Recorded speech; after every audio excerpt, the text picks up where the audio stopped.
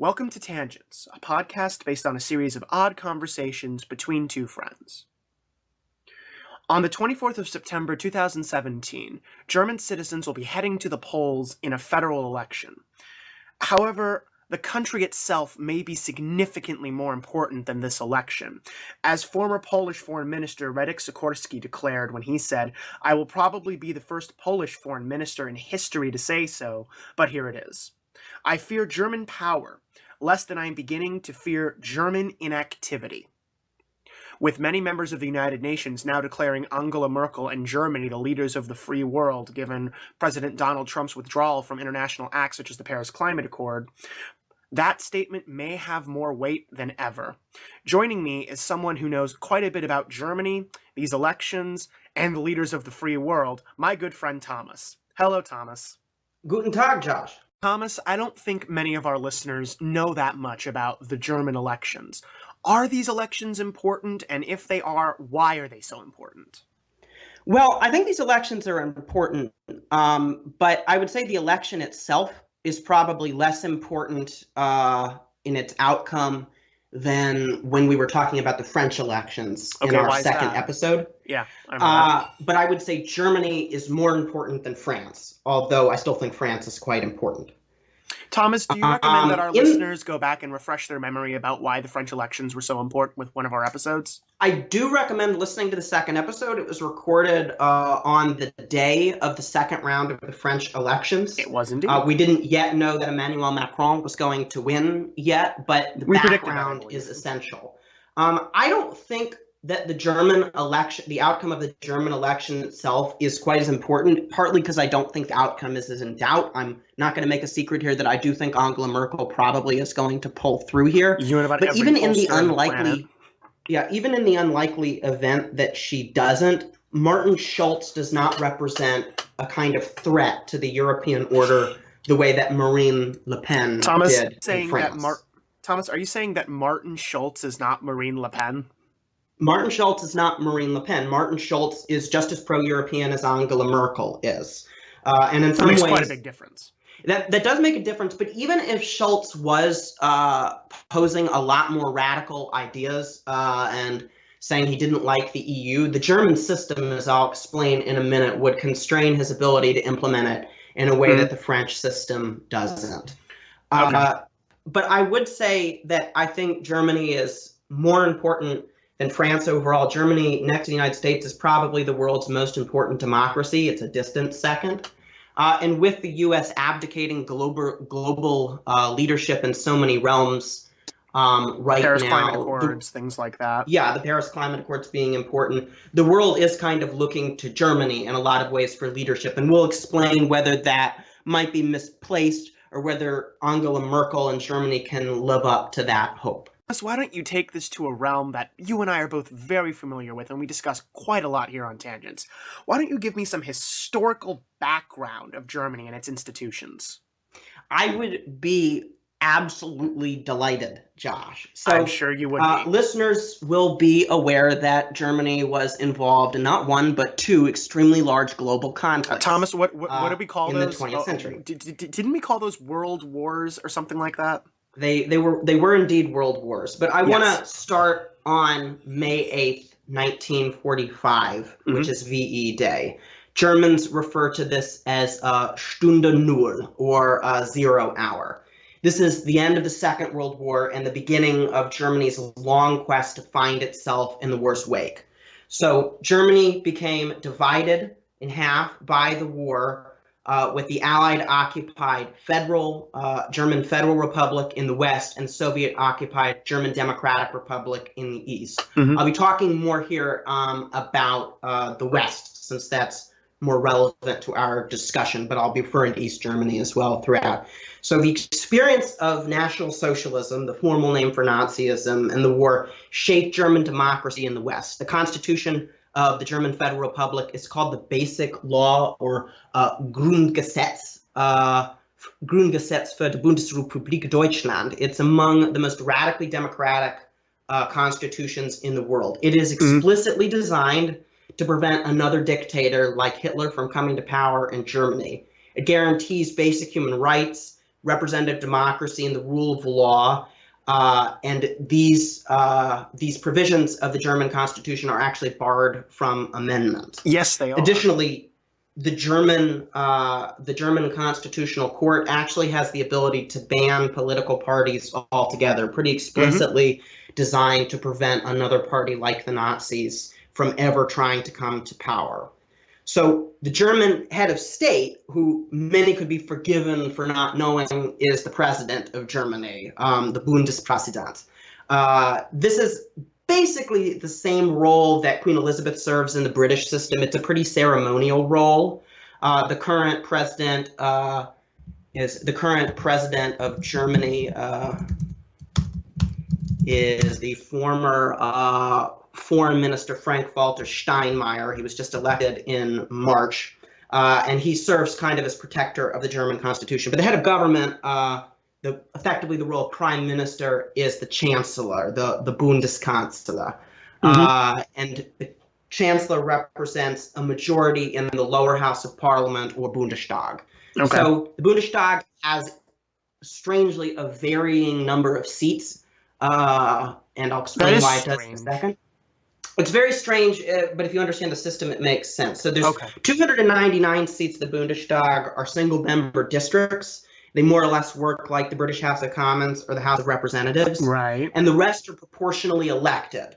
Because they're proportionally elected, the remaining seats can vary in their number. So if a party gets 25% of the vote, it's guaranteed 25% of seats, of these proportionally elected seats. Thus, the size of the chamber can fluctuate a little bit. Germans actually get 2 votes in their parliamentary elections. There's a long name for each of these votes, but if you're when you go to the ballot box as a German, you'll get 1 vote for your single-member district and another one for the proportionally elected members. So on the first side, usually the left side of the ballot, you'll see the representatives by name of your single-member district, and you'll get to pick one. And then on the right side, you'll see parties, and you just pick which party you want. And you Germans frequently do pick maybe one party for their single-member district, and then another party proportionally elected. So in this system, this allows there to be dominant parties, which I'll talk about in a second, and then smaller parties which can play an important role. Is there a threshold to getting any kind of proportional representation? 5%. 5%. This has been the bar from 1945. That's very common, by the way. 5% of the second vote, or does 5% of the first vote also count towards proportional representation? First vote is just the single-member districts. So whoever gets the most votes wins the single-member district. In the second vote, if you get 5% of the national votes, you're guaranteed 5% of seats. If you get less than that, you're out of parliament. And that keeps some of the smallest and more extreme parties out. This is pretty common in proportional systems. You'll know, Josh, for instance, in Israel recently, they just moved the threshold up 7%, very controversially. We'll be talking about Israel in a minute, I'm sure. So the party system. Yeah, the party system that's developed in Germany thus has 2 large parties, the Christian Democrats, who I'll talk about in a second, and the Social Democrats on the center left. And coalitions are pretty common. And then a lot of smaller parties that add into coalitions. What this produces is kind of moderation and consistency in government. You can more easily predict the types of policies from government to government. There aren't big shifts in policy like there might be, say, in the British system if there's a shift between the Conservatives and the Labour Party. But the downside might be that voters don't feel like they're actually getting, even if they're getting a lot of choices at the ballot box, they can pick a party that matches their exact ideological vision. The outcome of the government might more or less be the same in terms of its policies because they're always forced into coalition and negotiation. But I think Germans are less affected by this maybe than in other European countries. Because on the whole, I'd say Germany is less German politics is less ideological and less personality driven than other countries. In large part, I'd say to this historical experience and to some extent culturally. Seem to be almost suggesting that Germany is more prone to a more moderate political culture. Can you explain why that might be? Yeah, so different. So if you look at in comparative politics at different countries, voters' preferences, I think, because of history and culture and institutions, tend to go to two extremes. And this is a broad generalization, but it'll give you an idea. I would say on one end of the spectrum, you have political cultures that are oriented toward conflict, and on another end, they're oriented toward consensus. And I'd say Germany's more on the consensus end, but I'll explain a little more by what I mean by that.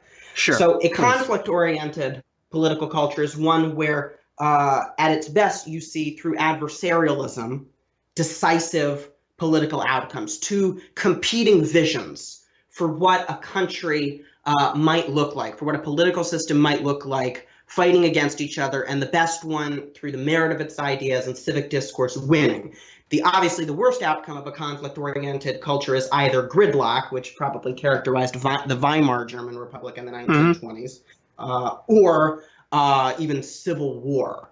That's one end of the spectrum. The other end of the spectrum would be consensus-oriented cultures that see getting everyone on board with a set of ideas, even if it's a more moderate set of ideas, even if it's less extreme, as being more important. And Germans tend to lean more toward this. It is a value, Germans see it, to see that everyone agrees on a big set of changes if we're going to improve it. And if we have to moderate those changes, then it's worthwhile in doing that. So I would say that France, the United Kingdom, the United States, but also India, much of the Middle East, much of Latin America probably fall more on this conflict area. I would largely agree with that, especially today. Obviously, that's a broad generalization. Sure. On the other end of the spectrum, Germany, as I mentioned, but also Scandinavia, I would say Japan as well, fit in this more consensual style of politics, where the political norm is that parties reach out to each other. And this explains why you can see such large coalitions in German politics of the main center-left and the main center-right working together, as I'll talk about in a second. Get a little more specific. Why don't you tell me a little bit about Angela Merkel and her party? Sure. So the Christian Democratic Union is the most dominant political party in Germany's, Western Germany and United Germany's post-war history. It was founded in 1945 after the fall of the Third Reich. So Germany, going back to the Protestant Reformation in the 16th and 17th centuries, is divided between Catholics and Protestants, mostly Lutherans in the north and mostly Catholics in the south. And the historical division in Germany, more than any other politically, is on these sectarian lines. So in Weimar, for instance, you had the Center Party, which was mostly Catholic, and you had other parties which were Lutheran, and they weren't able to work together. So conservatives, after the end of World War II, tried to come up with a single party that would unite Germans along sectarian lines, and the Christian Democrats were the answer. It broadly favors some conservative social values, basic role of religious institutions in German life. It's worth mentioning that Germans pay a tithe. It's a non-sectarian tax that all Germans pay that go to all religious institutions, not just Christian, and that some German social welfare provisions are issued through churches. Although Germany is broadly moving in a secular direction, religion does still play an important role in German life. And the Christian Democrats broadly try to unite Catholics and Protestants together under a single set of values. The Christian Democrats favored kind of an interventionalist style of capitalism, although it was strictly capitalism. I'll talk about that more when I talk about the German economy. They're socially conservative, as I mentioned. They were anti-communist and favored Germany staying in the Western Bloc in the Cold War rather than being neutral. And that has been very controversial over the years. Germany aligning itself with America and Western Europe in the Cold War and against the East. And that has been controversial given Germany's history. And obviously the CDU, as I mentioned in an intellectual buffet a couple of weeks ago, under Helmut Kohl, was the party that united Germany at the end of the Cold War. Yes. Their kind of consistent partner throughout this time is the Christian Social Union of Bavaria, which is similar to the Christian Democrats. It's just similar, but not the same. It's not the same. It's more socially conservative, and it's actually more economically interventionist, more statist economically. It's almost entirely made up of Catholics. Its historic leader in Bavaria is a guy named Strauss, who was the candidate for chancellor in 1980 and was a very kind of beer-swelling, sort of stereotypical Bavarian. And there's been some friction between the CDU and the CSU, particularly over immigration, which I'll talk about in a second. But the leading figure of the Christian Democrats and the most important politician in the Western world, other than the President of the United States, is Angela Merkel, the most powerful woman in the world. She's been chancellor since 2005 and took leadership of the Christian Democrats after Helmut Kohl stepped down from a finance scandal in the early 2000s. She's called a Mutti by Germans, mommy, seen as a kind of stabilizing figure and has helped Germany weather through a variety of crises since that time. So she has one of the most interesting biographies, I think, of any Western politician.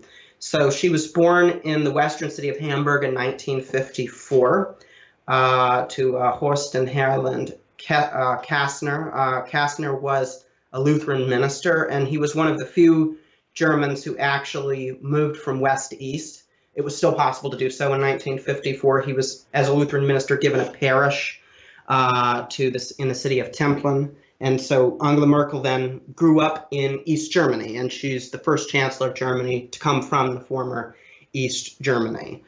Much of her life was not political until she was 35 when the Berlin Wall came down. So grew up in East Germany, this totalitarian state, and studied chemistry and physics, and largely tried to stay out of politics because that's all one could do under the East German regime.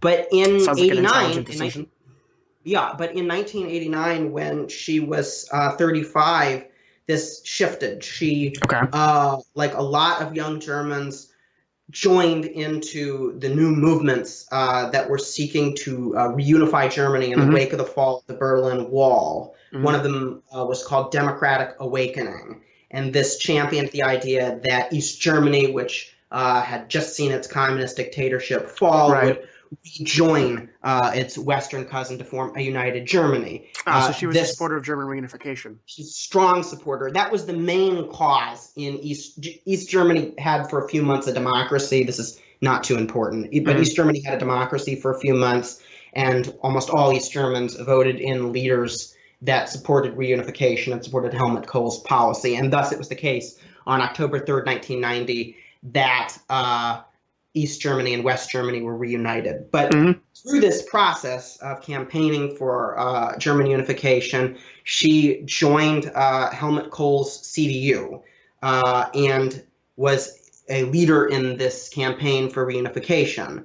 And after reunification took place, when the first elections happened, she ran as a CDU candidate in East Germany. And when Helmut Kohl formed his new all-German unified government for the first time, he appointed her minister of women and youth. So think about this. In just 2 years, she went from being totally unknown chemistry student in a totalitarian dictatorship in East Germany to being a minister in a unified Germany. That's a dramatic rise. That's an exceptional rise, is what that is. Yeah, that's an exceptional rise to power.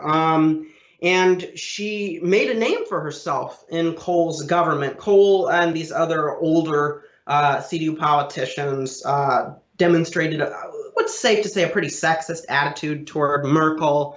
As I mentioned in a previous episode, Kohl referred to Merkel as the girl and was pretty condescending toward her. But she ignored all of this and was able to rise through government politics. She eventually was appointed Minister of Environment and Nuclear Energy. She was a strong advocate for nuclear power, and this will be important in a minute, as I'll talk about. Okay. But she advocated the use of nuclear energy in Germany and continued to make a name for herself. So in 1998, the CDU was defeated in elections. The Social Democrats came to power for the first time since the 1980s, and the CDU went into opposition. But Helmut Kohl, this very large old CDU leader, was still head of the party, and no one knew really how to get rid of him. During this time, a big finance scandal emerged in which it showed that Kohl had been rewarding his cronies with illegal donations in a slush fund. And Merkel used this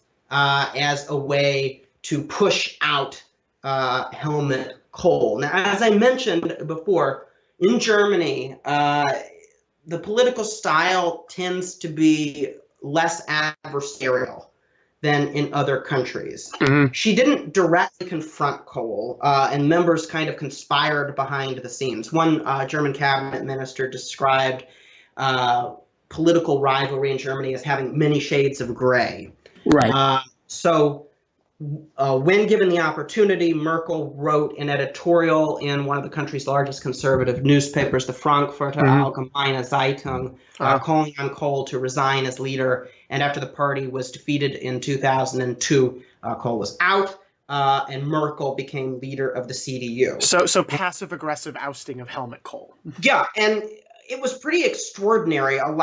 Very few people would have seen Merkel as the likely successor.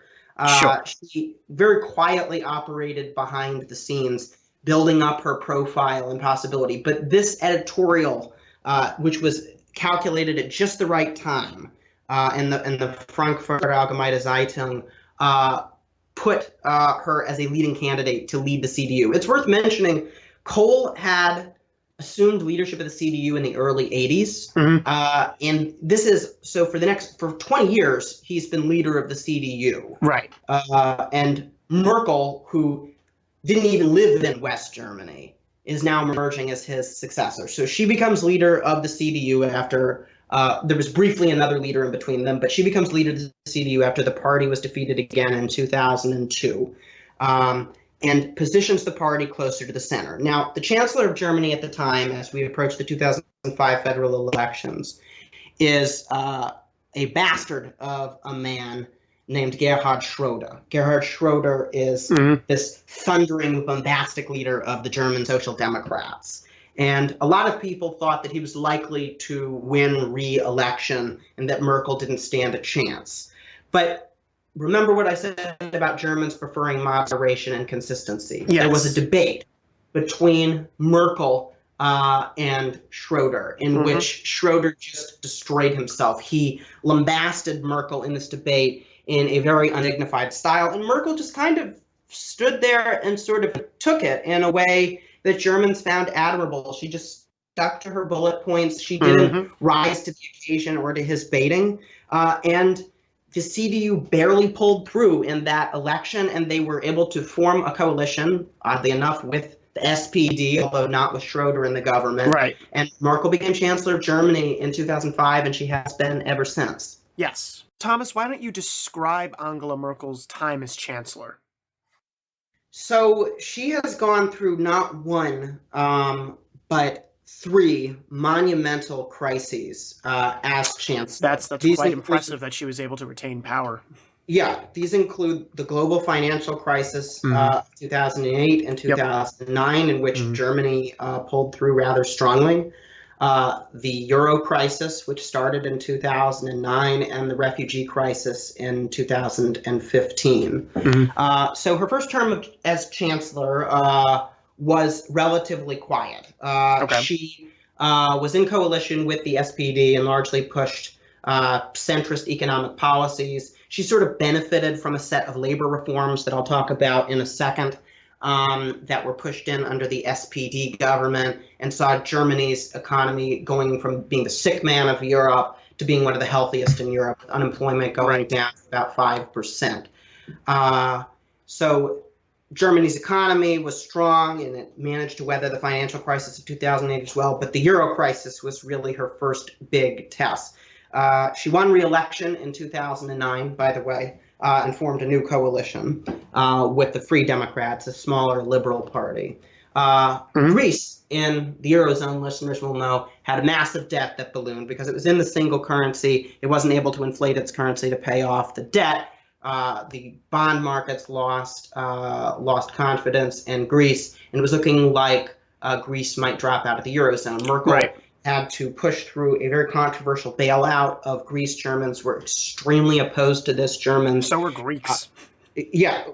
Greece wanted it to be more generous, and I'll explain why. Yes, Greece thought that Germany was being far too stingy with its money. Yeah, Germans, though, thought it wasn't being stingy enough. Germans had these horrible memories of hyperinflation during the Weimar Republic in the 1920s. They believed that the Southern Europeans were being profligate and irresponsible and should just sort of pay the price for that profligacy. Angela Merkel knew that if Greece left the Eurozone, it would threaten the integrity of the European Union and the survival of the single currency, and she needed to issue a bailout. It was very unpopular, and thus what she did was she had a bailout, but she put conditions on it that were mainly austerity for the Greek government. So the Greek government had to make massive public spending cuts, which Greeks opposed strongly. And so really everybody was unhappy with it, but Merkel knew that this was essential. And the argument that came from Greece was that the Greek government would have to cut back so much that there was no way that the Greek government could ever generate the amount of revenue necessary to repay the Germans. Yeah, and there's probably some there's more than a little bit of value to this argument that austerity was not productive. No. But so let's look at it from Merkel's point of view, though, because I think you raised an important point.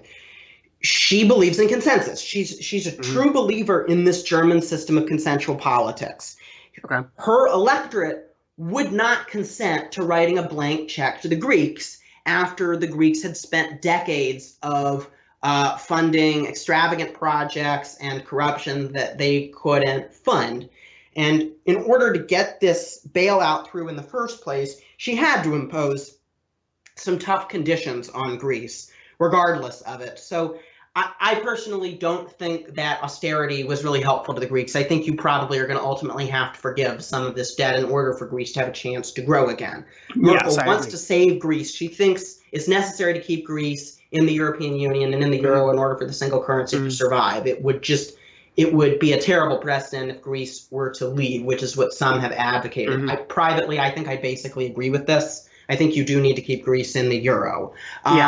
But she had to impose these conditions in order to get the bailout through. So there was Germany and the International Monetary Fund and the European Central Bank pushed through these harsh set of conditions on Greece in exchange for this bailout. So that's the first test. As her time as chancellor has continued, she's also faced the challenge of refugees, as refugees from Afghanistan and from especially the conflict in Syria have come into Europe. I'll talk more about those in a second. We're getting a little ahead of ourselves, Thomas. We've got to talk about the Social Democrats and Angela Merkel's opposition in the form of Martin Schulz first. Or is it opposition? Why don't you tell us, Thomas? Okay. So the Social Democrats are the oldest and the most important social democratic party in Europe. They were founded in 1863, even before Germany was unified. The Social Democrats are the best and most important example of a socialist party that chose the path of democracy, as the name suggests, to push through policies that would help the industrial proletariat. I talked a little bit about this in the episode on the British Labour Party, which I strongly recommend our listeners go back and listen to. It was the Social Democrats, just to get a little into the history, that were the bane of Lenin and the Bolsheviks. It was said that Lenin hated the German Social Democrats even more than he hated bourgeois capitalists. He saw them as traitors. But the Social Democrats were very, very successful. They were influential in not only recent German governments, but even under the old monarchy under the Kaisers. The Social Democrats were in parliament. So they have a long and noble history. The Social Democrats were mostly the governing party in the the failed, sadly, Weimar Republic before the Nazis came to power. And they thought they were going to be in a position to govern in a post-war Germany, but of course the CDU became the dominant party. It wasn't until the 70s that the Social Democrats under Willy Brandt were able to form the first government. He was the mayor of West Berlin, listeners will know. But they've entered, like a lot of socialist parties and center-left parties worldwide, decline as economies have moved from industrial to post-industrial. Their base of support has shrunk. Traditionally, they have a base of support in Western Germany, in the Rhineland, and in the Ruhr, which were obviously very important, listeners might remember, in the lead up to the Second World War, and are also very important in post-war Germany as an industrial base. Yes. But their supporters have gotten largely older and grayer, and as I'll talk about in a second, there are a lot more choices in German politics if you have left-wing opinions than the Social Democrats. So when they lost power after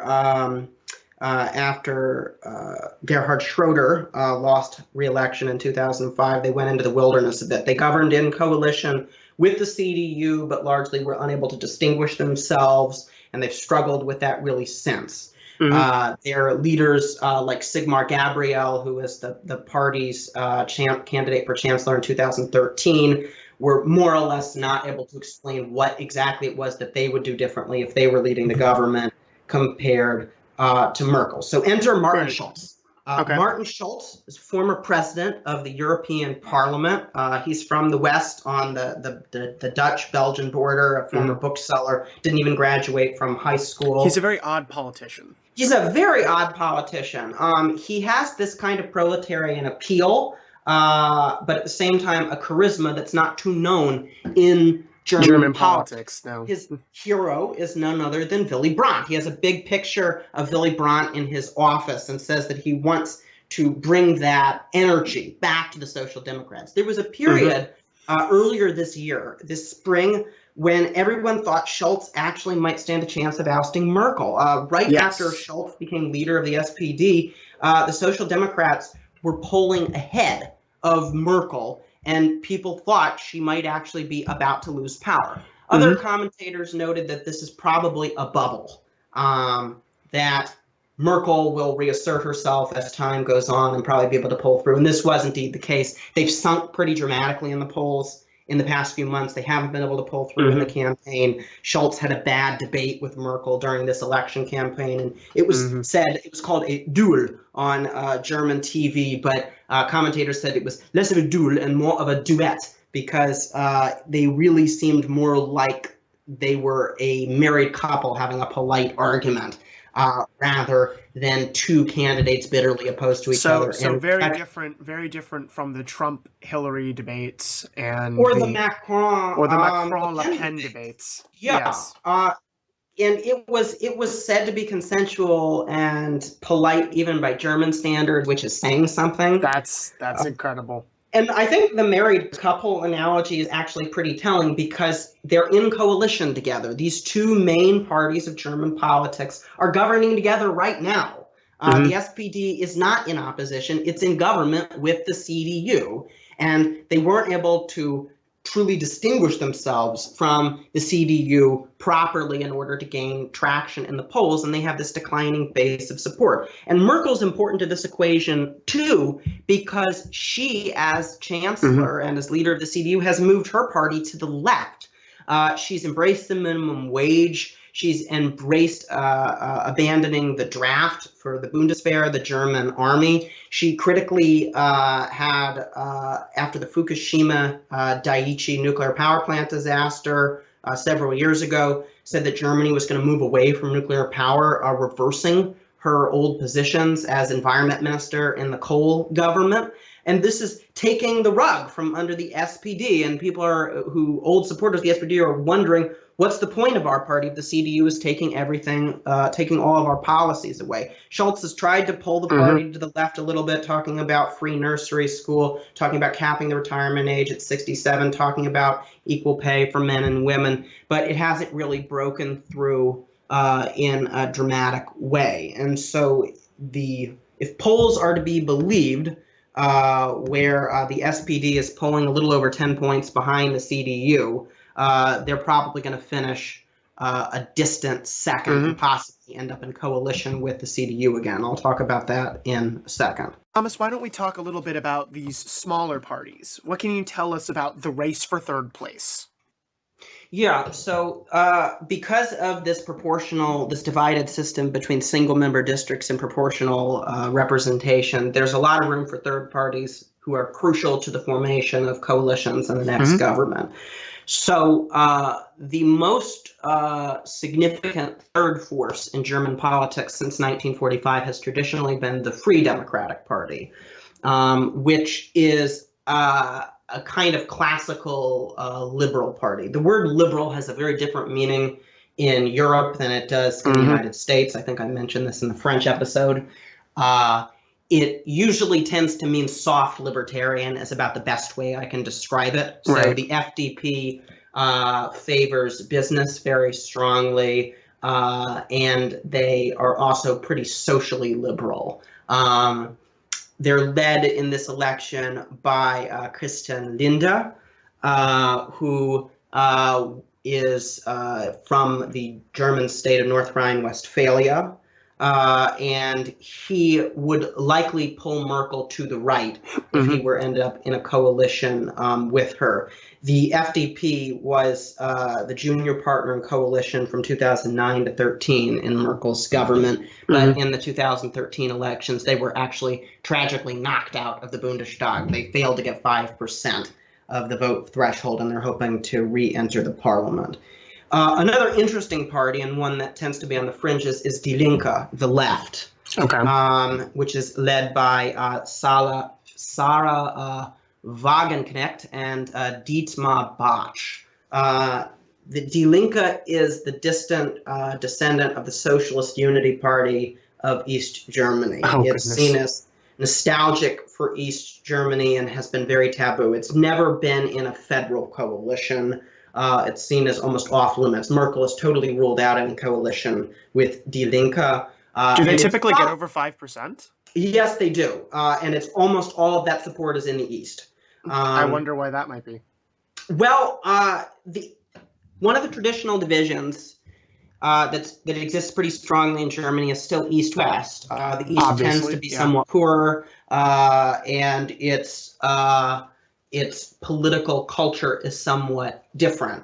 Although most people in former East Germany reject communism, there are a few who are still nostalgic, and Die Linke fills that void. But Die Linke has actually made inroads in Western Germany. They've gotten into a few of the German state parliaments there as well, and have even entered coalitions in several German states, including in Berlin and Thuringia. But Die Linke tends to be, what a shock, anti-American, anti-NATO, anti-Western, and pro-Russia. I wonder why that might be. And it's very anti-capitalist. But they're unlikely to feature in any future government, at least at the federal level. Okay. Really interesting, though, is Alliance 90, the Greens, just the Green Party of Germany, led by Katrin Göring-Eckardt and Sem Özdemir. The Green Party of Germany is the most successful Green Party in the world. It's the biggest it's the biggest and most successful of any Green Party in the world. They've managed to get representation in many states, and they're even the governing party in the German state of Baden-Württemberg, where Winfried Kretschmann is the minister-president in Baden-Württemberg, and they could potentially enter government. They emerged out of the anti-nuclear protests in the 1970s, but they've moderated quite a bit over time, and they served as the junior coalition party under Gerhard Schroeder in the early 2000s, and their leader then, Joschka Fischer, was vice chancellor.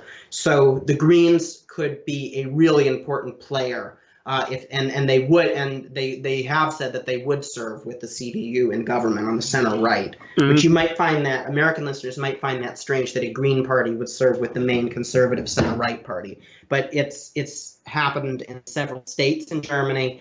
and would not be unheard of. And because Merkel has already abandoned nuclear power and has taken these positions to the left, it wouldn't be too surprising if that was to be the case. Yeah, essentially, Germany's Conservative Party really isn't that conservative in terms of American politics. No, and I think that reflects a lot of cultural differences. Yes, which is part of the reason why it's so difficult for many Americans to really conceptualize the German political system. And I say this as an American who finds it difficult to conceptualize the German political system. Yeah, I always discourage people when talking in comparative politics from saying, like, the British Conservatives are like the Republicans. No one's like the Republicans. The Republicans are like the Republicans. Yeah, really, it's very tough to make those comparisons because the issues that political parties face in different countries are different. The culture's different. The rules that govern the country, as we've described here, are quite different. What I would encourage people to look at is ask yourself, what groups in society do these political parties appeal to, how do they compare? Yeah, that's how you can contextualize it. Little small tangent about the Republicans. I have a bunch of German friends, Thomas, and I once asked them, which of your parties is most similar to the Republicans? And they answered, I think you know what party they answered, Thomas, and it's the one we're going to talk about next, Alternative for Deutschland. So can you tell, what can you tell us about the AfD, Thomas? So the AfD has really been the story of this election. It's the most influential far-right party in Germany since 1945, although it's pretty weak compared to, say, the Front National in France or the Freedom Party of Austria, which some listeners will know was on the brink of grabbing a hold of the Austrian presidency last year. Didn't there have to be a recount? There was a second election. A second election. First election was thrown out when Alexander Van der Bellen, who was the Green candidate for the presidency of Austria, barely beat Norbert Hofer, who was the Freedom Party of Austria. And then it happened again. Yeah, and Austria is a smaller country. It's sort of Germany's Canada.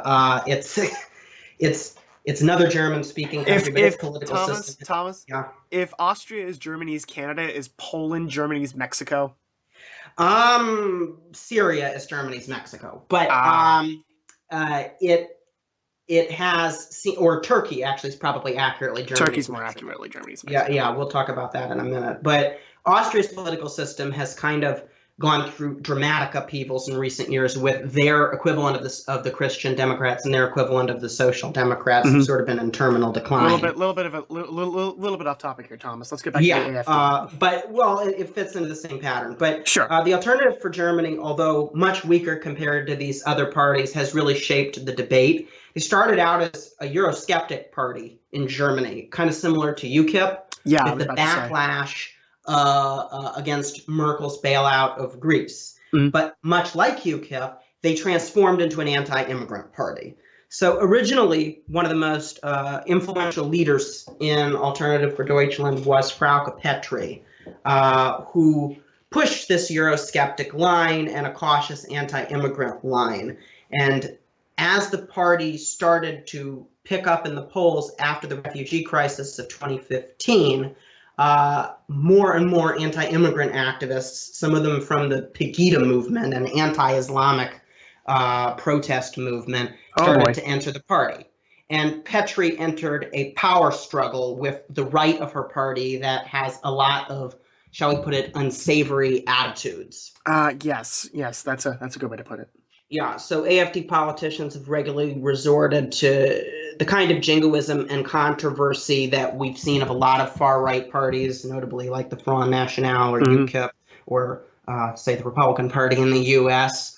And during this campaign, they've had a number of controversial posters. One of them shows a picture of a white, pregnant German woman saying, "New Germans, we'll make them ourselves." Well, that's not good. That's really bad in a country that has a significant history of eugenics. That's that's. And they've also had a lot of other controversies that about Germany's past. The party's has one leader from Thuringia named Bjorn Höcke.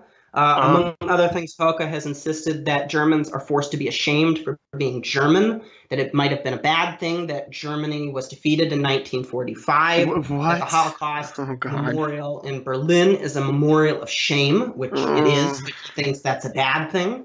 And he disavowed a historic speech in 1985 given by German President Richard von Weizsäcker, saying that the Allied victory was a liberation for Germans and not their defeat. He said it was a speech against his own people. Isn't that treading the line for some of Germany's laws against promoting Nazi propaganda and things like that, Thomas? Yes, it is. Germany, unlike the United States, has pretty strict laws on hate speech. It's illegal to display a swastika in Germany. It's illegal to give the German salute or to say Sieg Heil or to deny the Holocaust. Let me prison sentence if you let me make this even more clear. It's illegal to do these even in a historical or educative context. Yes, it is. You legitimately cannot do this at all ever for any reason whatsoever. And it wasn't until 2016 even that for historical studies for university scholars couldn't even have a copy of Mein Kampf. No. Until 2016, the government allowed it for limited academic purposes. So Germany isn't kidding around when it comes to Nazism. No. Maybe for understandable reasons, we can have that interesting free speech debate. Scholars of political science call this fighting democracies, the idea that the enemies of democracy can't be tolerated in order for the democracy to survive. It's a very different attitude than we have. Yeah, Karl Popper. Karl Popper called this the paradox of tolerance. Yeah, his book, I think, The Free Society and Its Enemies. Yes. Is that right? Yeah. Yeah, so it's a different attitude than we have here in the United States. But for the most part, yes. Going back to the AFD, in 2017, Petri said she wasn't going to run as her party's candidate for Chancellor of Germany and pleaded with the party to moderate. Instead, it chose the more extreme candidates, Alexander Gauland and Alice Weidel, as its leaders, and it adopted a platform that would basically call for a constitutional amendment to allow non-Germans to be expelled from the country. So it's moved even further to the right. That's not moderating at all. No, and the frightening thing is that Germans have rewarded the AFD for taking these tough stances. They've consistently been polling between about 10 and 12%, sometimes even higher. Oh, that means that they could have parliamentary representation. That they might enter the federal parliament for the first time. That's not good. Thomas, what were the polls for the AFD before they took these positions? These much more controversial lower positions? Just in the single digits. Wow. Okay. Well, and I think the comparison to UKIP is probably more apt than the Front National. Although, obviously, they're taking some positions that border on neo-fascism. I differ from some more apologists for UKIP. I think UKIP was always treading the line with racism. Probably. And, although I didn't think UKIP was as extreme as the Front National, I still think UKIP was definitely treading that identitarian line. So Thomas, UKIP started out on this anti-Euro thing and then moved to anti-immigrant and saw its success, and we saw it in the Brexit vote. And I think we're seeing the same thing here with the AfD. So Thomas, some people, some American political commentators in particular, talking about the German election, have called the AfD the German alt-right. Do you agree with that designation? Why or why not? Well, actually, I want to ask you this question as a scholar of the alt-right. What do you think? You think there's overlap? Because I would make the argument that there's people like Petri in the party, and there's people who have kind of traditional identitarian attitudes. There's people who are hostile to immigration, and then there's much more extreme people who have revisionist attitudes toward German history. And there are also, I should mention, more extreme parties in the AfD, notably the National Democratic Party of Germany. Yes. And splinter groups and neo-Nazis in Germany who face state prosecution. So what do you think, Josh? I would make the claim that this probably isn't the German alt-right for the reasons that you've already previously listed. It might be a vehicle. It could definitely be a vehicle for the German alt-right, absolutely. I just don't think that the AfD represents a politicization of all the people who would represent the German alt-right. It's not, in American terms, it doesn't seem to be really a big tent party, you know? No. Whereas the alt-right is really a much larger tent than many people appreciate, as we've talked about in a bunch of episodes. Most recently, the Charlottesville episode, which we highly strongly recommend that you listen to.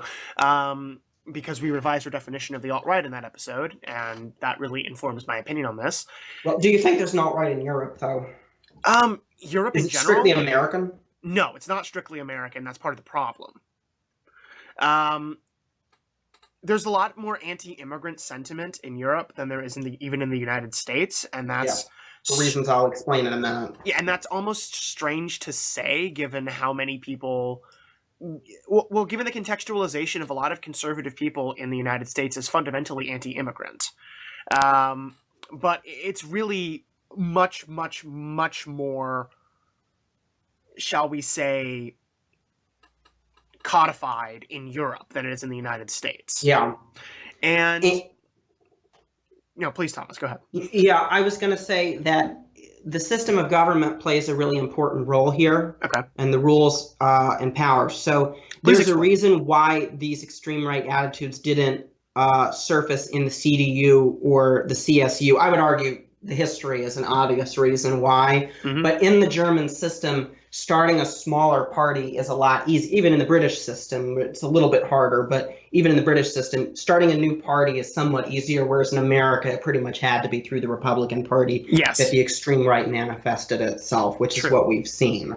But the AfD has been polling high with the refugee crisis. Naturally. That's also seen a rise of anti-immigrant sentiment in the United States, particularly anti-Muslim sentiment, and anti-refugee sentiment in Europe, because particularly given the European Union's stance towards immigrants and how every single country, migrants and refugees in every single country is being not really forced. They've technically agreed to it, but they are being tasked with taking a certain number of migrants. There's actually a big controversy going on between Germany and Poland about this. Yeah. With Poland being... wasn't Poland required to take a similar number of migrants to Germany?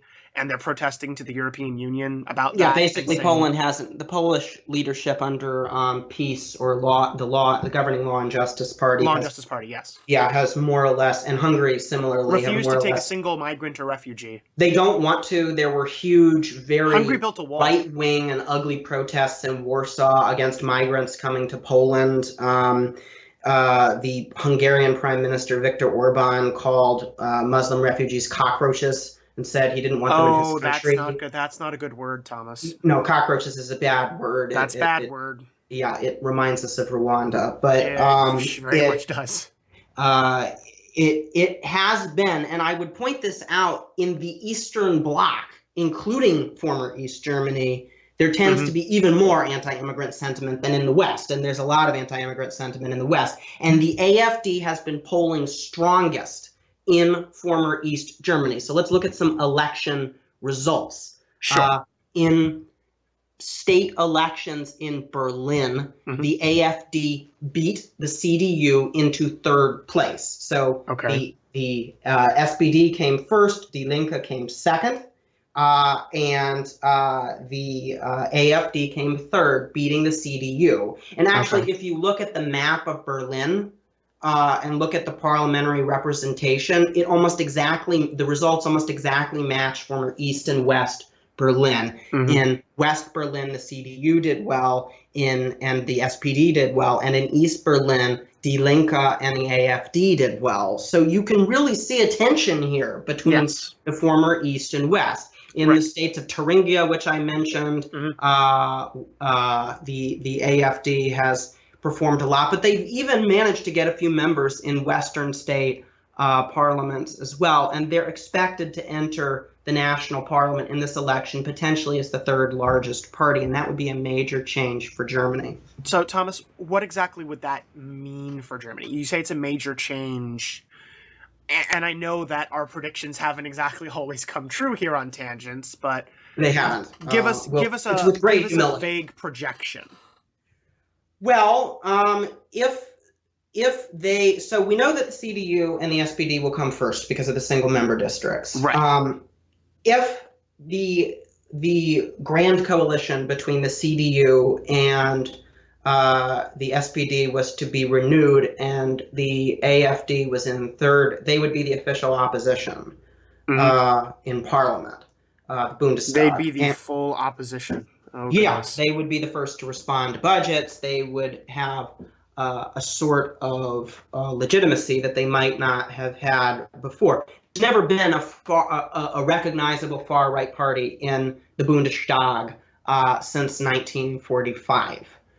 So it would represent a sea change if that were to happen. Now, there's no chance that they're going to enter a coalition. All parties have ruled out coalitions with the AfD because of these extreme stances it's taking. But having the parliament say something, and I also just have to point something out for listeners who have been following politics in smaller European countries. In the Netherlands, recently there was an election in Norway just last week. The ruling party in Norway, the Conservatives, has formed a coalition with an anti-immigrant party in Norway. Originally, they said they weren't going to have any coalitions with them, but now they have a coalition. In the Netherlands, parties had to adopt anti-immigrant rhetoric in order to pull higher than the more far-right parties. Yeah, to combat Het Wilders' Freedom Party. So they kind of start out this way of saying, well, we'll never govern with them. But once they enter the parliament and they get a foothold in there, there's not really they end up either having to compete with them or eventually to work with them. So it's not unthinkable that in the future, if there continues to be a decline, especially on the SPD, that you might eventually see either some of the AfD's policies adopted or the AfD entering power. And I just have to add, Josh. Yes. The main parties have already adopted AfD policies and already responded to the AfD. Merkel has increased anti-immigrant rhetoric herself. The Free Democrats, traditionally very liberal, have taken a stance against immigrants and refugees. So they've already responded in some ways. Okay, well, that's a little troubling, certainly, but thank you, Thomas. So, given all that you've been telling us about the AfD and anti-immigrant rhetoric, what can you tell us about Germany and refugees? How have they factored into this election? How have they factored into the German political system? Yeah, I've alluded to this a lot. In 2015, a large number of refugees fleeing Syria, Afghanistan, and other conflict zones throughout the world started to move on Europe over the land border with Turkey and very dangerously over the Mediterranean in small boats. This has put a strain on the eastern countries in Europe, especially in Greece, which has its own problems in the moment. As we've already talked about, yeah. Yeah, islands like Lesbos and Kos, traditionally tourist destinations, have seen migrant boats and sometimes bodies wash up on the shores. And the European Union has struggled with how to respond to this. It's the largest refugee crisis since World War II. And the UNHCR says it's a part of a larger refugee crisis worldwide, about 60 million refugees in the world today. We're probably going to do a whole episode on refugees soon, most likely, going into this in more detail. But the EU, the EU theoretically was designed to handle a crisis like this, to have all countries come up with a concerted response. But EU countries facing pressure from their voters, notably in Britain, but in Eastern Europe, as I said, in Hungary and Poland and the Balkans, more or less refused to have refugees. Merkel initially, thinking of Germany's own history, said that refugees could come into Europe. There were thousands and thousands of refugees who on trains from Eastern Europe and Southern Europe came into Germany initially, many of them. I want to just point out, we've been talking a lot about anti-immigrant sentiment. Germans greeted refugees with flowers when they came into Germany. There were signs saying, "Welcome to Germany." Yes, and packets of aid. There were aid centers that had to turn people's food and clothing away. Germans were giving away so much. And by the way, we've had that in the U.S. too. Yeah. At the same time that you have all this anti-immigrant sentiment that you're hearing about in the media, there is a lot of pro-immigrant sentiment as well. A lot of people see this as for the human crisis. There is a lot of pro-immigrant sentiment. I would say that the anti-immigrant sentiment really starts to increase as refugees, migrants, things like this become more of a permanent policy fixture. As long as it's very, very temporary, everyone is okay, or most people at the very least, are open to admitting people due to a humanitarian crisis or something like that. Yeah, and as you start to talk about what the future of this population is, it's become more controversial. So Merkel started to face mounting political pressure as more and more refugees entered the country, particularly after a series of sexual assaults in Cologne on New Year's Eve, which were covered up by German police, or said to be covered up by German police. And supposedly these assaults were conducted mostly by migrants, and anti-immigrant sentiment started to rise, and the AfD started to go up in the polls. And so Merkel said she wanted to reduce the number of refugees entering, and she also struck a very controversial deal with Turkey. We'll be talking more about Turkey. There's also been some controversial decisions by German courts, which are entirely legally correct, but read as wrong to the Western mind. For example, there was a decision that a marriage between, I believe it was like a 24-year-old man and a 14-year-old girl was entirely acceptable because it was a legal marriage in the country they came from, and they moved to Germany with the marriage still being legal. And she was confiscated by Child Protective Services, or whatever the German equivalent of Child Protective Services are, social services, and was kept from him, and he sued, and the judge determined that their marriage was entirely legal and let them go back to living together. Yeah, and this has been a general debate that's occurred, especially in Britain. I can speak to specifically about marriages between younger women and older men, and also arranged marriages in which women are sort of compelled to marry someone they might not want to. And it leads, you have on the one hand, it's difficult, like a genuine issue that we as a society might have an interest in protecting children. And then you have sort of a stereotype that this is all of Islamic culture. Yes. And the portrayal that the AfD says is, all Muslims are bad toward women, whereas it might just be certain groups. Yes. So additionally, there was there were right-wing newspapers in Germany that were calling this a travesty of justice, and essentially suggesting that the woman had been raped repeatedly by her husband.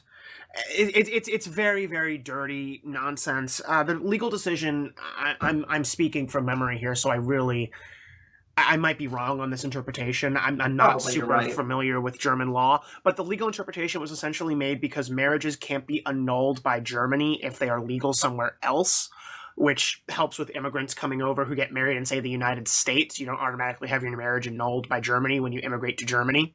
And because the marriage was entirely legal in their home country, additionally, while the case was waiting, the woman turned 16. So that's the German age in which you're actually allowed to get married. Age of consent in Germany is lower than it is in the United States. I didn't know if you knew that, Thomas. So basically what happened is, even if the case was valid at the time in which the woman was taken from her husband, at the time of the ruling, they could not be separated from one another. So the judge had to rule in a certain way, both based on the statutes of German and how civil law works, one, and two, the fact that the woman was old enough to make a choice, and she, of course, chose to stay with her husband. By the way, before we talk about the Turkey deal, why is the age of consent higher in the United States? I know the answer, but I'll bet you do. Actually, I don't, as a matter of fact. It's because of fears of these marriages. Oh, yes. So in certain parts of the United States, I'm thinking notably in traditional Mormon communities, but in other parts of the country, the fear is even though teenagers are having sex at a young, and even preteens are having sex at a pretty young age, and everybody in society knows that there are 13, 14, and 15-year-olds having sex, and probably maybe not so healthily 12 and 11-year-olds. That's not as healthy. No, but even though we know, it seems unreasonable to criminalize 15-year-olds having sex, right? It is, which is why we have things like Romeo and Juliet laws, and also there's a weird semi-legal point where if a 16-year-old has sex with someone else who's over the age of 16 and under the age of 18, it can still technically be statutory rape, but it's not really prosecutable. It's really, really weird. Yeah, it's a weird legal gray zone, I would say. My understanding is the fear is if we were to lower the age of consent to 14, then suddenly you would have 14-year-olds getting married. And it makes no sense, and it makes no sense to have. It's not really about teenagers having sex. It's more like a 40-year-old having sex with a 14-year-old. That's what I was about to say. The fear is more that it's less of marriage and more of pedophilia. Yeah, or whatever the word is for attraction to adolescents. Hebephilia. Yeah, okay. All right, well, that was a nice tangent. But Turkey.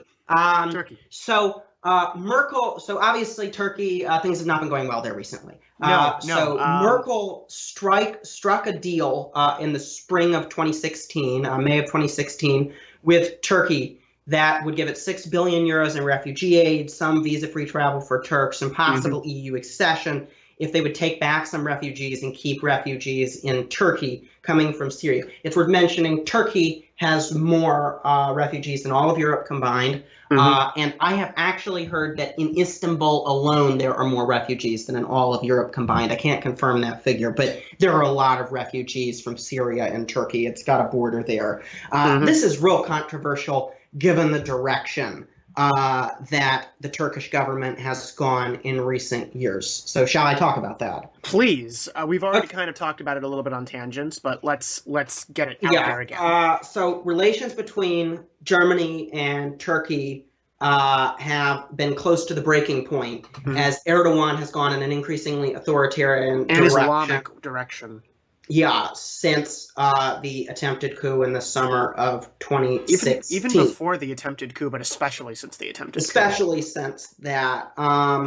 There is a large Turkish population in Germany. There has been since the end of World War II. About 3.5 million Turks live in Germany as guest workers to help rebuild the country. There was a treaty normalizing their status in 1961, and German officials have maintained a kind of fiction that this Turkish population is eventually going to return to Turkey, rather than the fact that they're really permanent residents. They don't intend to return to Turkey. I've talked to some German Turks. Yeah. And they are quite happy in Germany. Yeah, well, as happy as you can be. They haven't integrated too well, although I think they've done a little better than in France, which isn't saying much, than North Africans have in France, which isn't saying much. Some of them have integrated well, but overall, no, the community has not really integrated all that well. You're entirely correct. Yeah, so when Erdogan was holding the referendum that would make him dictator, he gave Turkish expats the ability to vote, and he wanted to campaign in Germany. He also wanted to do this in the Netherlands, by the way. Yes. And the German and Dutch governments said no. And Josh, how did Erdogan characterize the German and Dutch leadership? He used a word that he's not supposed to use. Yeah. What did he call them? He called them the thing you're not supposed to call anyone, and the thing that everybody calls everybody nowadays, Thomas. What did he call them, Thomas? He called them Nazis. He called them Nazis. He called them Nazis. He called Angela Merkel a Nazi. Yeah, which is not true, and it's not fair, no. But makes a good headline. Of course it makes a great headline. By the way, when you're trying to become an authoritarian leader, do you really legitimize yourself by calling somebody else a Nazi? I think you try and take the attention off the fact that you're actually closer to a Nazi than they are by calling them a Nazi. Very similar to Donald Trump calling Hillary Crooked Hillary. Yes. So he called them Nazis, and the Turkish government has threatened to unleash a wave of refugees on Europe if they don't take more pro-Turkish positions.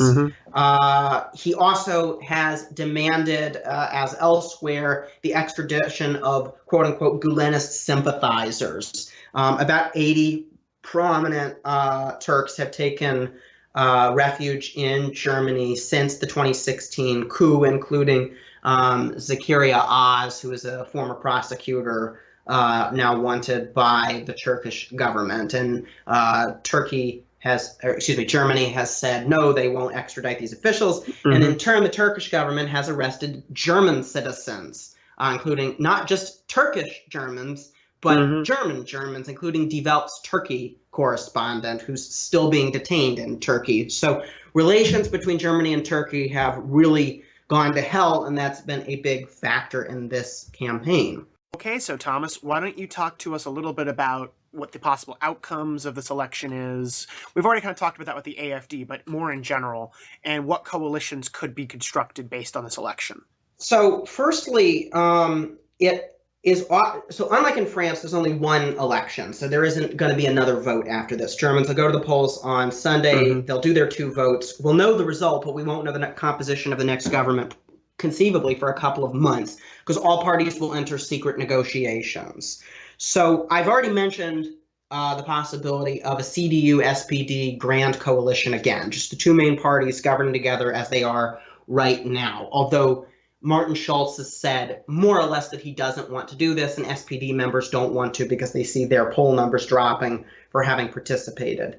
So another possible option would be the so-called Jamaica coalition. Germans love to use different, these weird ways of describing the different colors of coalitions. The colors of the Jamaican flag are black, yellow, and green. So the Jamaica coalition, which has nothing to do with Jamaica other than that, would be the CDU, the Free Democratic Party, and the Greens.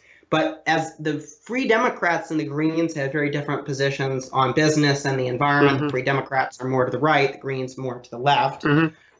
So it could be tough to get them all to agree with each other. Right. There are state governments, including in Schleswig-Holstein, that's on the Danish border, where this coalition has prevailed. But it would be a pretty tough set of negotiations. And if the FDP were to become the CDU's coalition partner, it would be very tough with German-French relations, actually. This is actually going to sound strange to listeners because you would think that if there was any party in Germany that would naturally like Emmanuel Macron, it would be this small liberal party, the FDP. But the FDP is much more skeptical of European integration than Macron is. So likely that would not be France's preferred option, as if it matters for anything, if the FDP were to enter coalition. So if the Greens had a really good performance, you might just have a CDU Green coalition, black-green coalition. Another possible coalition, this one's very unlikely, but it's been seen in the East, is the Red-Red-Green coalition. I do not think this will happen, but this would be the SPD, Die Linke, and Greens, which would be the first time ever if Die Linke would be participating in a coalition. Again, pretty unlikely. And the SPD would have to win the election.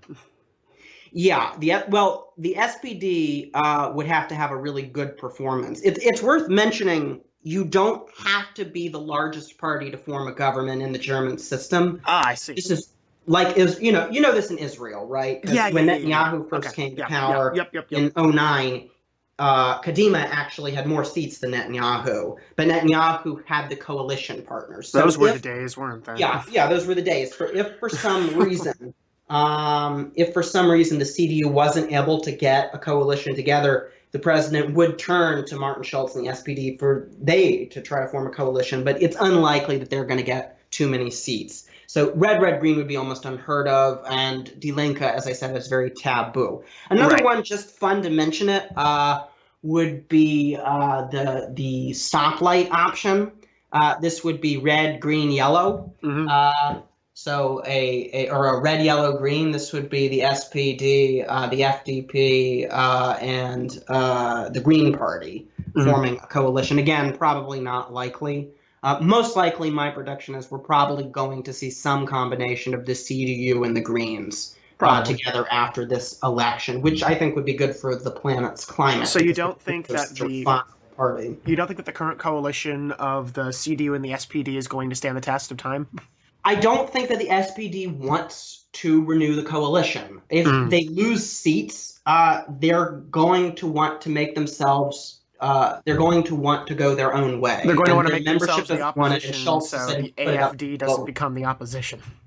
Yeah, but if the AFD does really well in this election, and the only way to totally block out the AFD is for the SPD to enter a coalition, then they might do it under that circumstance, which is really possible. Yeah, that's entirely possible based on what we've already previously discussed. Okay, so Thomas, any final thoughts about the German election, Angela Merkel, Martin Schulz, the AFD, any of these German parties? Well, I think there's a lot of common themes in these elections. Okay. In Brexit, in the French election, in the election we had in the U.S. in 2016, almost 1 year since that wonderful time. We're not quite there yet. We're not quite there yet. We're not But quite there yet. You see a pattern of those groups that are saying global integration, liberal values are a good thing, and those that are sort of fighting the global consensus, fighting a sort of upper middle class liberal elite that's imposed a set of values on us. Right. Those groups that are trying to, quote unquote, preserve a certain culture. Even though the system is different and German culture is different, these patterns, we're seeing them from country to country. And I think looking at this, looking at the backlash against immigration, looking at the German quest for identity, does give you insight into debates that are occurring elsewhere, which is why I think it's so important. More broadly, the German economy, it's the largest in Europe. It's the engine of the world. German leadership is going to play a more important role as the world becomes more multipolar and as the U.S. retreats. And I honestly think even if Trump weren't president, Josh, the U.S. would probably still be retreating globally, given the state of domestic opinion, although it's been a dramatic retreat under Trump. And so if Germany is in a position to take a more decisive role in European and global leadership, that's very important. Okay, thank you, Thomas. Dankeschön. And now it's time for the intellectual buffet. Josh, what have you brought to the intellectual buffet? Well, seeing as the 21st of September 2017 was in the month of my people was the 1st of Tishrei, I've brought us some lovely apples and honey because it was Rosh Hashanah, the first Happy New Year, of the Jewish New Year, 5778, Lashana Tova, to every single one of our listeners and to you, Thomas. And you know what? It's worth mentioning to our listeners, we had to record this on a Friday because you weren't allowed to work on Wednesday or Thursday, I wasn't were you? allowed to work on Wednesday or Thursday, and I was Did you do any work, Josh? I did not do any work. Okay. I went to services. And what else? What apples and honey? What Jewish day would be complete without discussing a Jew's favorite topic, anti-Semitism? And this is I thought I could probably make a lot of jokes about what Jewish favorite topics are, but I think that would make me very uncomfortable. Is definitely one of them. I think you'll agree with me, Thomas. I think it is. But so, you know, but this anti-Semitism. What incident in particular have you picked? There's so many to choose from. I've picked quite an interesting one. Okay. I've picked anti-Semitism from the Prime Minister of Israel's son. Isn't that an interesting situation? I think that's very interesting that there's an anti-Semitic incident originating from the Prime Minister's son. Originating from Israel, yes. So... what has he been up to? Well, Yair Netanyahu was declared by David Duke to have joined the club of the white nationalists and white supremacy, and was called by Andrew Anglin from the Daily Stormer a total bro based on an anti-Semitic meme that he posted on his Facebook account, which has since been removed due to a massive protest, mainly from the left, the Israeli left, and the Anti-Defamation League, both in the United States, Israel, and pretty much all over the world. Could you describe the cartoon? I can absolutely describe the cartoon. It depicted George Soros. Oh, of course. George Soros, you know, Hungarian Jew, American billionaire, very politically active, funds a lot of organizations, dangling the planet Earth in front of a reptilian. You know, the conspiracy theory that there are secret aliens who control the world. Dangling the Illuminati symbol in front of... So, Thomas, are you aware of the anti-Semitic image known as the Merchant from medieval times? This is from... was this depicted in The Merchant of Venice? Yes. What was the character? Was it Shylock? Yes, Shylock. Yeah. Long nose, black robe, typical stereotypical Jewish depiction, dangling the Illuminati symbol in front of them, and then he's dangling. Can I briefly mention, by the way, that like we read The Merchant of Venice in high school, and the teacher, we talked about it, and the teacher laughed and never said anything like, "Oh my God, this is a horrible way to depict Jews." Like, yes. Not once did any of my teachers in high school mention that maybe that's a bad thing that you're depicting. It's a pretty bad thing.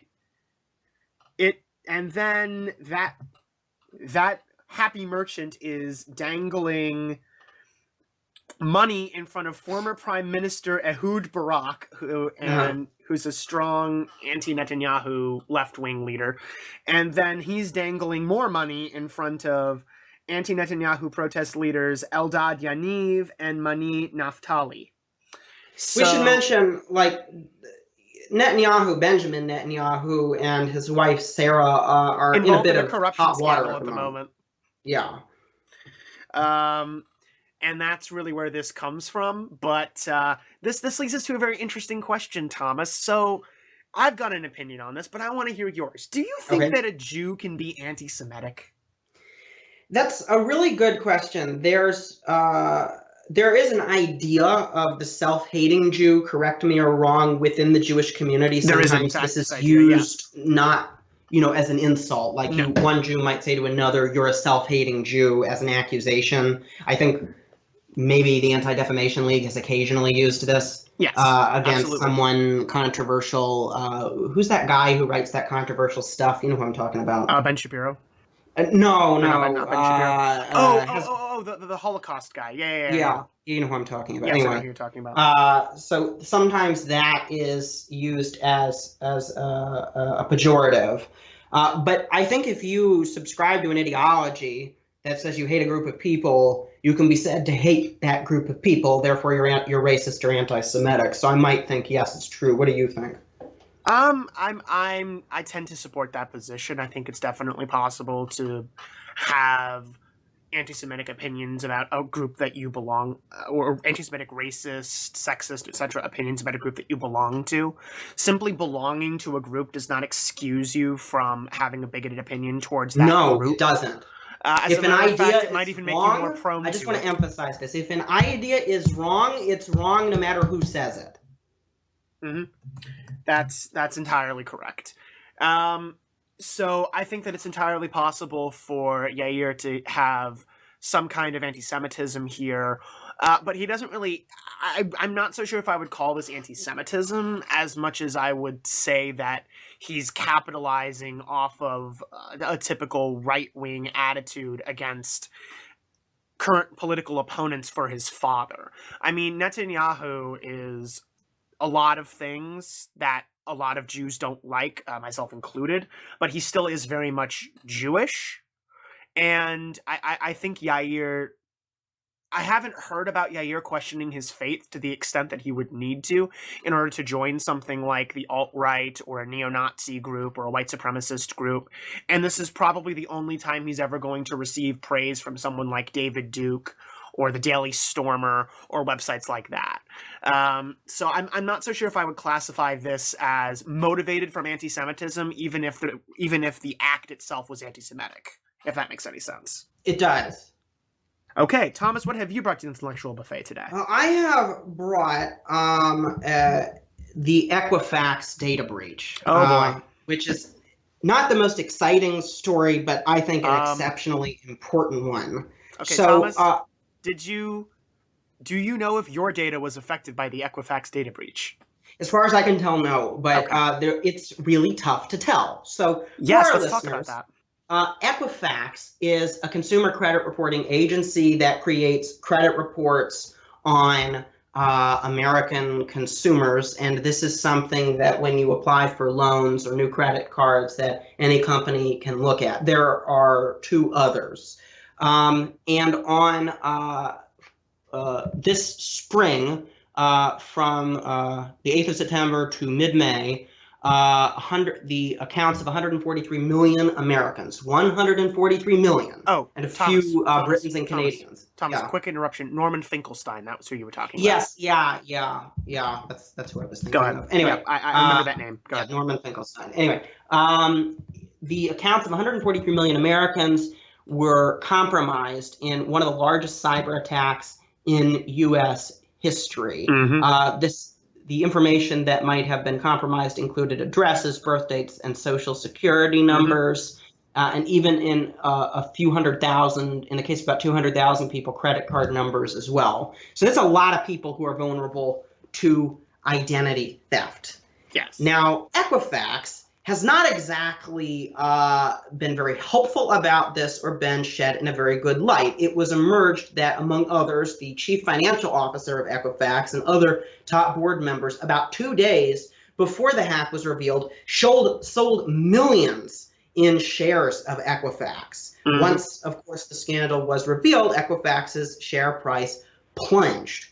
The company put up a website that was designed to help consumers see whether or not their data was compromised. But it emerged that this website could potentially bar you from any future litigation. And I have a little clause here in the agreement originally that consumers were asked to consent to in order to tell whether or not they had been hacked. Quote, agreement to resolve all disputes by binding individual arbitration. Please read the entire section carefully because it affects your legal rights by requiring arbitration of disputes, except as set forth below, and a waiver of the ability to bring or participate in class action, class arbitration, or other representative action. Arbitration provides a quick and cost-effective mechanism for resolving disputes, and you should be aware that it also limits your rights to discovery and appeal. So if I wanted to know whether or not somebody could potentially take my identity, my credit card, my social security number, my address, I had to agree not to sue. They later pulled this away and said they weren't going to block consumers. Of course not. But this is a totally private company that really doesn't have to tell people whether or not their personal data is consumed, and the FBI is looking into this right now. So you want to know the important point of this? Sure, please. Equifax's business is managing financial data. The breach questions whether or not they actually have the ability, but the industries more generally. It's impossible to be a functioning member of modern industrial, or for that matter, developing society without having large amounts of personal financial data online, potentially vulnerable to attack. These data, not this data, these data are in many, many different places. If you suffer identity theft and say your credit score is ruined, it can be almost impossible to get it corrected in all sources and extremely expensive. You don't have the right to freely stop this from taking place. You have to pay money to have your credit scores frozen or reset, or to have your accounts monitored. There are services you can go online. Some of them cost like $30 a month to get you protected. But nobody's offering this to you for free, and the risk is absolutely immense. So this kind of further highlights the difficulty we have in modern people and modern citizens navigating the internet and the risks that are potentially out there. Privacy really as a concept is outdated. Okay. Thank you, Thomas. Thank you, Josh. And that's all the time we have today for our episode on Germany and the German elections. From Thomas, this is Josh telling you from Tangents to have a wonderful rest of your week. Shana Tova. And Auf Wiedersehen. yep, there you go.